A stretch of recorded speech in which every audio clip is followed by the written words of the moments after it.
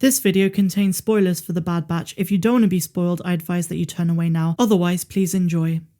I have been every voice. You are the chosen one! Anakin!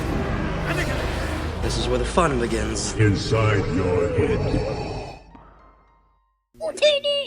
Hello my dear friends and welcome back to another Star Wars news update. In today's video we have some really big details for the first two episodes of The Bad Batch. We're also going to be talking about LEGO Star Wars and more. As always my dear Megalorians, before I dive into the news, please may I ask you to hit that big red subscribe button if you've not done so, and also be sure to give that bell a good old tickle to be alerted each and every time that I post new content. So as we say around these parts, without any more jibber jabber, let's dive straight into it. So a couple of hours ago the titles and descriptions of the first two episodes of The Bad Batch were leaked, as well as their run times. As you can see on the screen, the first episode is going to be titled Aftermath, and as expected it's going to be 70 minutes long with 5 minutes of credits. Then we have episode 2, which is going to be called Cut and Run, and it's going to be 31 minutes. Now we can't really decipher too much from episode 1, it's obviously going to be in the aftermath of Order 66. As for episode 2, we can work out a little bit more, and the description is The Bad Batch will visit an old contact. Let's start with the title Cut and Run. As you can see from the thumbnail, we have Hunter wearing Cut Lawquane's outfit, so he's definitely going to be a part of this. We also see Hunter talking to Omega, which means that she is going to be introduced pretty early in the show. Now as for this old contact that's described here, I think it's going to be Captain Rex. From what I've seen from this leak, a lot of people seem to think it's actually going to be Maz Kanata,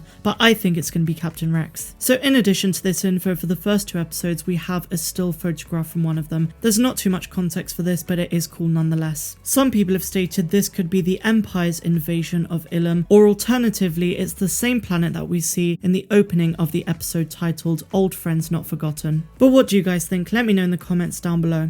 Now, I've seen a lot of comments whenever I've done Bad Batch videos over the last few weeks of people stating that they're not sure what to watch before The Bad Batch. Well, luckily StarWars.com has you covered, and I'm going to be giving you recommendations. StarWars.com posted this article titled What to Watch Before The Bad Batch in light of the upcoming series coming next week. So the obvious thing to watch before The Bad Batch is the Clone Wars Season 7, and that's because it's the most relevant sequence of events that takes place at this point in the timeline. The first two episodes of Season 7 in particular are the most relevant to the series. To learn more about the clone that inspired the official name of the Bad Batch, which is Clone Force 99, you might want to get to know 99 himself. You'll find all of this backstory in the episode titled Clone Cadets, which is Season 3, Episode 1. And finally, you're going to want to watch Episode 2 of the same season, which is titled Arc Troopers. A special mention goes to Season 3, Episode 18 called The Citadel, because that one is also very relevant. But I will say watch Season 7 of the Clone Wars if you've not done so already, and if you have, go back and rewatch it, because let's be honest, it is the best season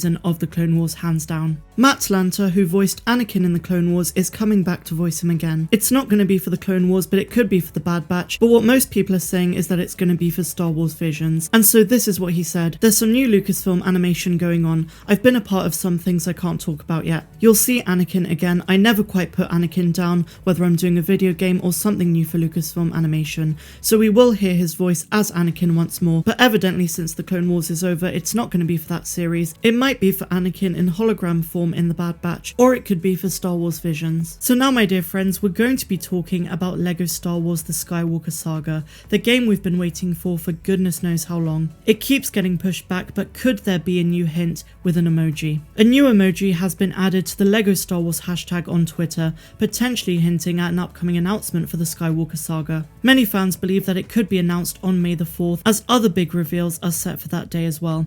If you've been keeping up to date on the latest LEGO Star Wars The Skywalker Saga news, you'll know that the project has recently faced a delay, but clues are hinting towards a reveal later this summer. However, it's now been spotted that when tweeting hashtag LEGO Star Wars, a custom emoji of Darth Vader's iconic helmet automatically is added to your message, and this indicates that something relating to the theme is on its way. Admittedly, this could have just been for the May the 4th celebration, but the event itself might also be more evidence that an announcement is coming. I've made no secret of my absolute love for LEGO Star Wars, and I know a lot of you enjoy the the games too. So finally, my friends, we're going to be talking about the Book of Boba Fett, the upcoming series which is a Mandalorian spin-off, part of the Filoni-verse. So this is a great article titled How the Book of Boba Could Differ Itself from the Mandalorian. The show will finally put Star Wars' most famous bounty hunter in the leading role of his own series, and is likely to be very different from the Mandalorian. So the first way it should differ itself is by not visiting so many worlds. The Mandalorian is very much a planet-hopping story,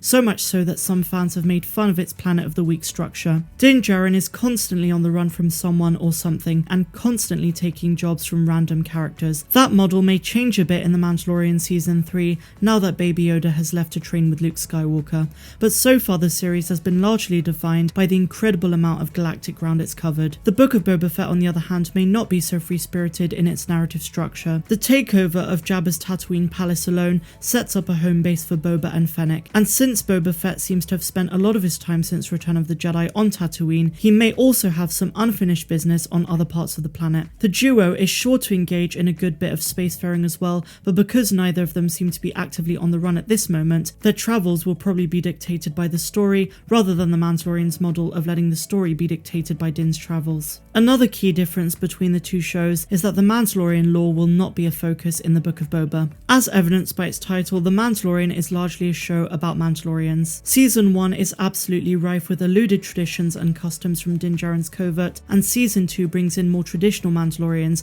including fan favourite Bo-Katan Kryze. The Empire's genocidal purge of Mandalore and the possession of the Darksaber are also major plot points. While the Mandalorian lore may not also be at the forefront of the story, it underwrites all of Din's adventures. Because of his lineage, Boba Fett is technically a Mandalorian, but he's far removed from the actual history of Mandalore. As a result, the Book of Boba Fett will probably not deal with a lot of Mandalorian tradition. Boba has expressed that he has no interest in reclaiming the homeworld, wielding the Darksaber, or following the Way. He only wants his armor back in the Mandalorian Season 2 because it belonged to his father, not because he holds any cultural affinity for Beskar. As a result, the Mandalorian's narrative foundation of history and lore will not play a role in the Book of Boba. And finally, the fact that the Book of Boba Fett will have more original trilogy callbacks. While it may not feature many references to other Mandalorians, the Book of Boba Fett could heavily deal in callbacks to the original Star Wars trilogy. Unlike Din and Grogu, Boba was an active participant in the events of the original films. His past work for the Empire could bring him into direct conflict with the New Republic, possibly bringing back some old rebel characters in the process, and his ties to the galactic underworld can return viewers to the same wretched hives of scum and villainy as we've seen in the original trilogy. But I turn it over to you guys. What do you think we can expect from the Book of Boba Fett, and do you think it's going to be different to the Mandalorian? Let me know your thoughts in the comments down below. I really hope you guys enjoyed this one, and if you did, please be sure to give me a big fat thumbs up, subscribe to the channel if you're new, hit the bell, do all of that good stuff down below, and also guys, if you're feeling generous, please consider becoming a patron. We currently have 3 tiers, the $2 tier, the $10, and of course the $50 tier. For the 2 and the 10, you get exclusive access to content that's not found here on YouTube, and if you're a $50 patron, you get a 60-minute call with me every single month to discuss anything you want. And finally guys, I just have one more announcement. To celebrate Star Wars Day, brand new t-shirts are coming to my merch store. From now until the end of May, you get 20% off the entire store by using code SWM20. If you are, or if you become a patron, you get a further 30% off, which means 50% off the entire store. With a whole new range of Mandalorian t-shirts and many more on the way, don't miss out. All you have to do is follow the link in the description and simply use the code SWM20 at checkout. I'm Star Wars Meg, wishing you all a phenomenal rest of the day, no matter where you dwell in the galaxy. Have a good one.